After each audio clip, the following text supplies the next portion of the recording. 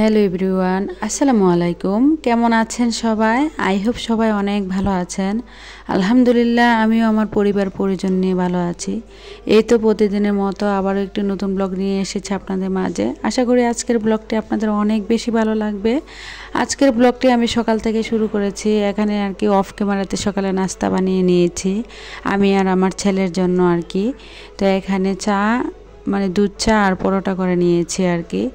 আর ডিম ভাজি আমি আসলে খেতে পারি না, আর আমার ছেলে কিন্তু পরোটার সাথে চা খেতে অনেক বেশি পছন্দ করে, ছোটো জন আর কি বাসায় এসেছে তো তার জন্য আর কি। তো এদিক দিয়ে চলে এসেছি সকালে নাস্তা খেয়ে সোজা সংসারের কাজকর্মে।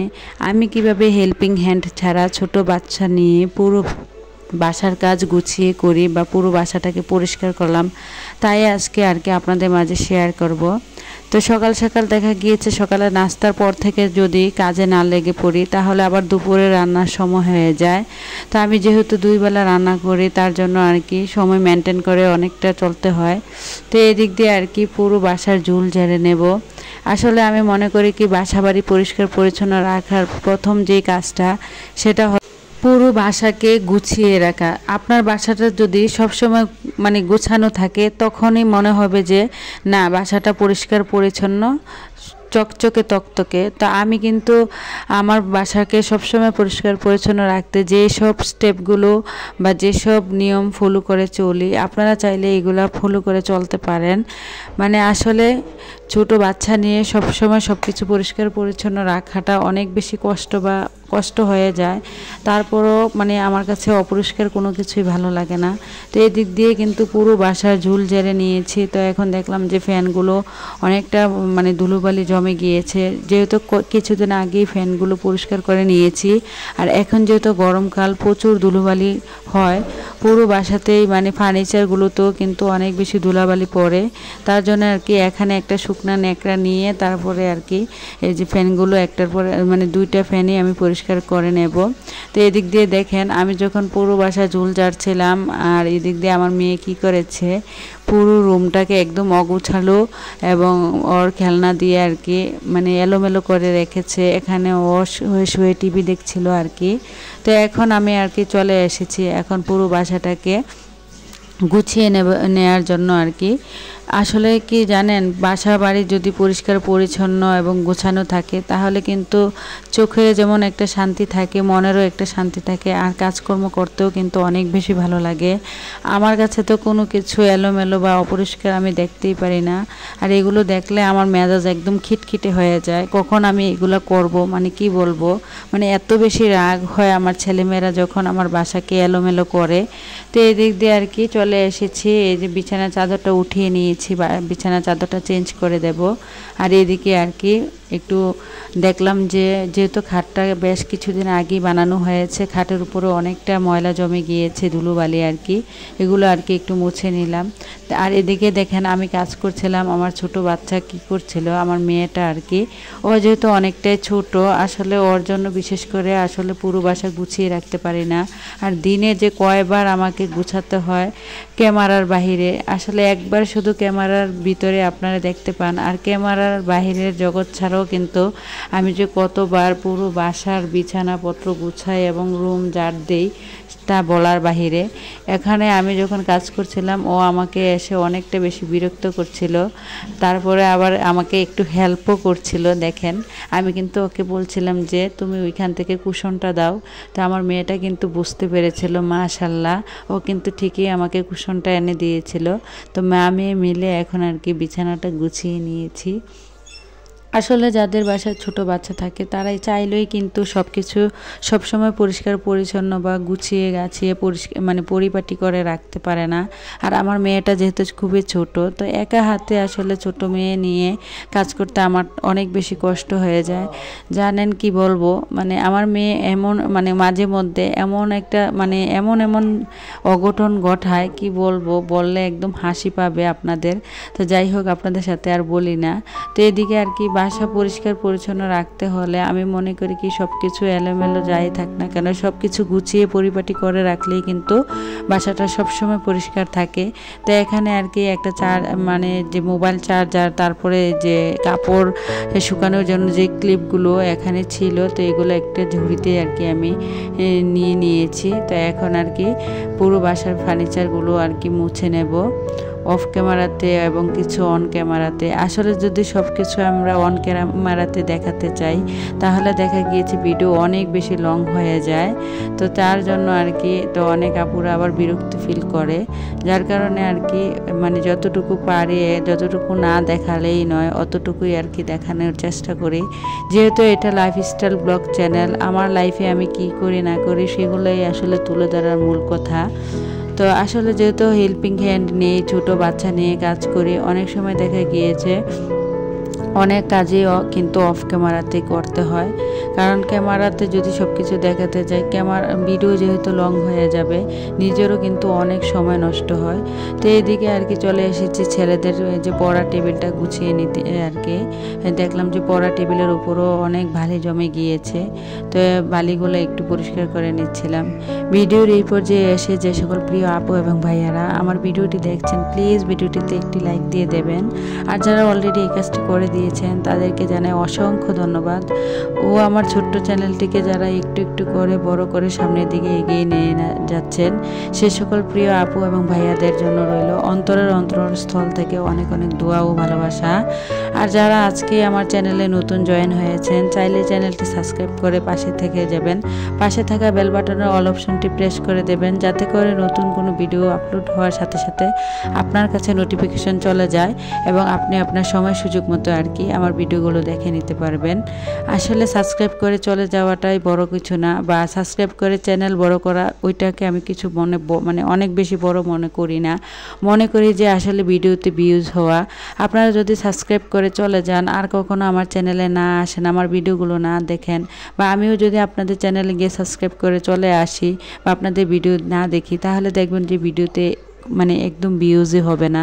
তাই আমি মনে করি কি সবসময় আপনারা চেষ্টা করবেন সাবস্ক্রাইব যাদেরকে করেছেন তাদের ভিডিওগুলো দেখার জন্য, তাদের একটুকে সামান্য পরিমাণ ন্যূনতম ওয়াচ টাইম দিয়ে যাওয়ার জন্য, যার কারণে আপনার একটু উপকার কিন্তু ছোট্ট চ্যানেলটাকে একটু সামনের দিকে এগিয়ে নিয়ে যাবে। আর যে যাকে সাহায্য করে স্বয়ং আল্লাহ তাআলা তাকে সাহায্য করে। তাই সবসময় চেষ্টা করবেন অন্যকে না ঠকিয়ে নিজের প্রয়োজন হলে একটু ঠকে যাবেন। আর নিজে ঠকে যাওয়ার মধ্যেও কিন্তু একটা শান্তি আছে, কারণ আল্লাহ চাইলে কিন্তু আপনাকে অনেক বড় করতে পারে।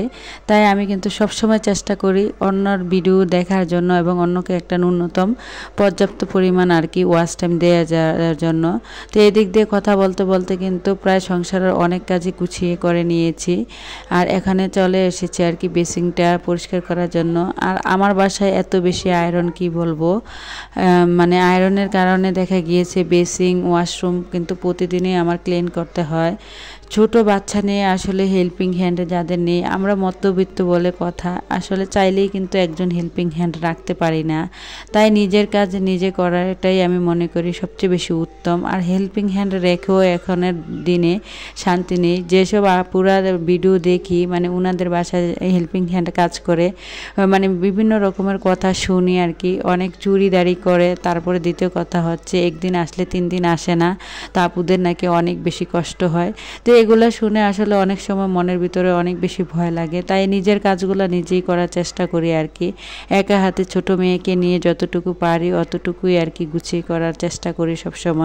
সবসময় চেষ্টা করি বাসাটাকে পরিষ্কার পরিচ্ছন্ন ক্লিন পরিপাটি করে রাখার জন্য। তো এদিক দিয়ে কিন্তু সব কাজ কমপ্লিট করে অফ ক্যামেরাতে পুরো বাসাটাকে ঝাড় দিয়ে নিয়েছি, সবগুলো ফার্নিচার মুছে নিয়েছি, 2টা রুমে কিন্তু গুছিয়ে নিয়েছি। তো এখন সোজা চলে এসেছি পুরো বাসাটাকে কিন্তু এখন আমি মুছে নেব। আর আমার কাছে মনে হয় এরকম মানে মুছুনি দিয়ে আসলে ঘর মোছার চেয়েও নিজের হাত দিয়ে ঘর মুছলে অনেক বেশি পরিষ্কার হয়। আর এই মুছুনিগুলো দিয়ে ঘর পরিষ্কার করলে আসলে আমি মনে করি যথাযথ পরিষ্কার হয় না। তারপরও আসলে অনেক সময় দেখা গিয়েছে নিজের শারীরিক অবস্থার কথা চিন্তা করেও কিন্তু এই মুছুনি দিয়ে মুছতে হয়। তো এদিক দিয়ে আর কি রুমটা মুছে নিয়ে এই রুমটা মুছে অন্য রুমে চলে যাব।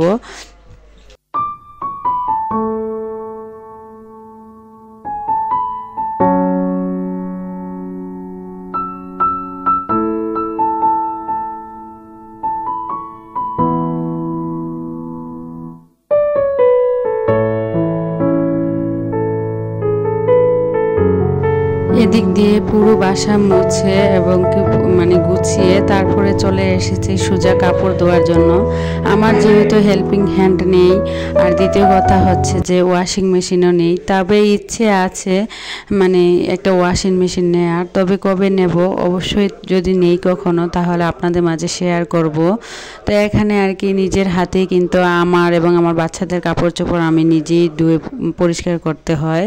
আমার ছেলেদের স্কুল ড্রেস থেকে শুরু করে কাপড় চোপড় যা আছে, এখনও কিন্তু বাচ্চারা আসলে নিজেদের কাপড় চোপড়গুলো নিজেরা ধুয়ে পরিষ্কার করতে পারে না। আমার কিন্তু সব কিছুই একা হাতে পরিষ্কার করতে হয়, বা ওদের কাপড় চোপড় জুতা থেকে শুরু করে সব কিছুই কিন্তু আমি একাই করি।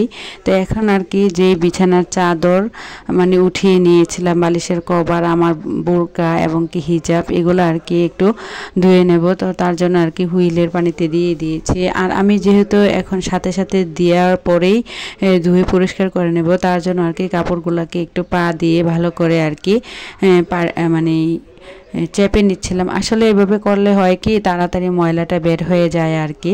তো এদিক দিয়ে সব কাপড় চোপড় ধুয়ে তারপরে সোজা চলে যাব ছাদের কাপড় শুকাতে আর কি। তো কাপড়গুলো দিয়ে এসে তারপরে সোজা চলে এসেছি কিচেনে। মানে যেহেতু আজকে সারাদিন অনেক কাজ করা হয়েছে, তো বাসায় কিন্তু বেশ আজ অনেক দিন হয়ে গিয়েছে। মানে আমি ফ্রিজে নর্মালে আর কি নর্মাল ফ্রিজে আম এনে রেখেছিলাম, কিন্তু আম এনেছিলাম আচার দেওয়ার জন্য। কি বলবো, আমার তো মানে চতুর্দিকে দৌড়াদৌড়ি এবং কি মানে কি অনেক বেশি কাজের মধ্যে দিয়ে যেতে হচ্ছে আমার, যার কারণে আমি সময় পাচ্ছি না আর কি আচারগুলো দেওয়ার জন্য।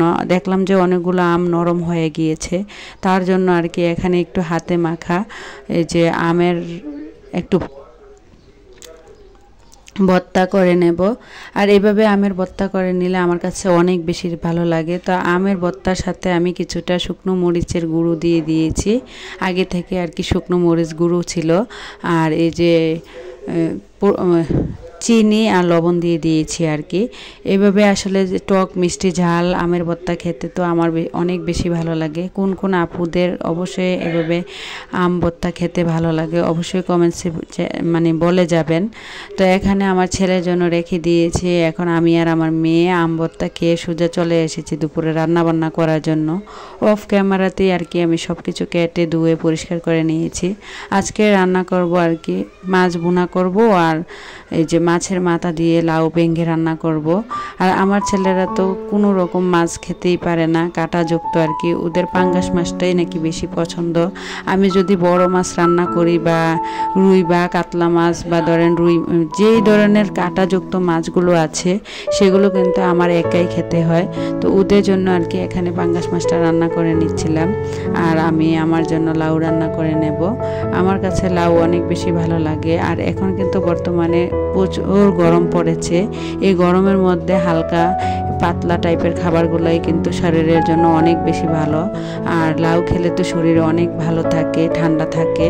তো এখানে আর কি রান্নাবান্না শেষ করে নিয়েছি, তো একটু আপনাদের মাঝে শেয়ার করছি। তারপর চলে যাব গোসল করার জন্য। আমার ছেলে অলরেডি স্কুল থেকে চলে এসেছে, তো তার জন্য টেবিলে আর কি খাবারগুলো দিয়ে দিয়েছি। ও গোসল করে খেয়ে নেবে, আর আমি আমার মেয়ে গোসল করে নেব। ভিডিওটা এই পর্যন্তই। সবাই ভালো থাকবেন। খোদা হাফেজ। পরবর্তী ভিডিও দেখার আমন্ত্রণ জানিয়ে এখানেই ভিডিওটা শেষ করছি। আসসালামু আলাইকুম।